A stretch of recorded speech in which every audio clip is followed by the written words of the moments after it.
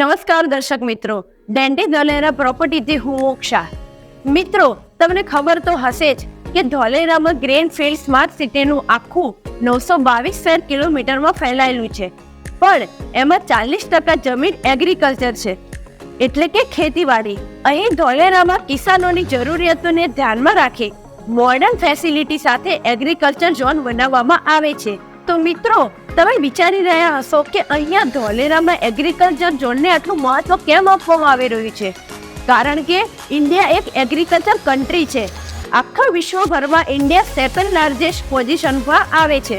ભારતનું લગભગ 2/3 પોપ્યુલેશન એગ્રીકલ્ચરમાં આર્થિક રીતે જોડાયેલું છે અને તેમનું જીવન એના ઉપર નિર્ભર છે. અત્યાર સુધી તમે જોયું હશે કે નબળી અને જૂની ટેકનિક, ઇનએડ્યુકેટેડ ઇરિગેટર ફેસિલિટી, લેસ ટેકનોલોજી અને ટ્રાન્સપોર્ટેશનની ઓછી સુવિધાઓ હોવાને કારણે એગ્રીકલ્ચર ક્ષેત્ર આગળ નથી વધી શક્યું.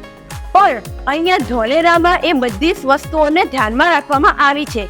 બધી સુવિધાઓ સાથે એગ્રીકલ્ચર ઝોન બનાવવામાં આવી રહ્યો છે, જે કિસાનો માટે એક ખુશીની વાત છે.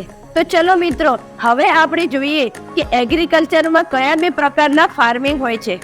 તો જે નોર્મલ ફાર્મિંગ થાય છે, જેનાથી ઘઉં, ચોખા અને બધું ઉત્પન્ન થાય છે, એને સબસ્ટિશન ફાર્મિંગ કહેવાય છે. અને કોમર્શિયલ ફાર્મિંગ એને કહેવાય, જેમાં અનાજ, દાણા, પ્રાણીનો ઉછેર કરવામાં આવે છે. Combine harvester, cultivator, grain cart, thresher વગેરે બનાવવામાં આવે છે. તો ચલીએ જોઈએ કે અહીંયા ગ્રીનફિલ્ડ સ્માર્ટ સિટી ધોલેરામાં તમે ફાર્મિંગ એટલે કે ખેતીવાડી સિવાય બીજું શું કરી શકો છો. તો અહીંયા ડેરી ડેવલપમેન્ટ, ફિશરીઝ, પ્રાણીનો ઉછેર, સૂકવવાના ખાતરો, ફાર્મ હાઉસ જે 4000 સ્ક્વેર મીટર કે એનાથી ઓછા એરિયામાં હોય, recreation nature reserve, race track, shooting range, zoo, nursery, stadium, botanical garden, agricultural tools અને equipment use, tannery, saw mill, timber depot for agriculture purpose, wayside shops, restaurants, ice factory યા cold storage, godown or warehouse, drive in cinema storage,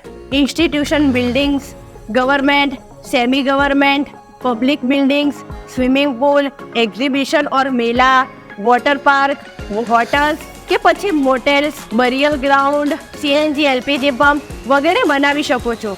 તમે 300 square metre કે એનાથી ઓછા એરિયામાં ઇન્સ્યુલરી farm house પણ બનાવી શકો છો. તે ખાલી ખેડૂતો અને એના જમીનના માલિક માટે જ હશે. તો શું તમે બી આવી સારી જગ્યાએ ઇન્વેસ્ટ કરવા માંગો છો? તો ડેન્ડી ગ્રુપ્સને ફોલો કરો અને બેલ આઇકન પ્રેસ કરવાનું તો ભૂલતા જ નહીં. અને આવો ઇન્ફોર્મેટિવ વિડીયો જોવા માટે અમારી ચેનલને સબસ્ક્રાઇબ કરો અને લાઇક અને શેર જરૂરથી કરજો. Thank you.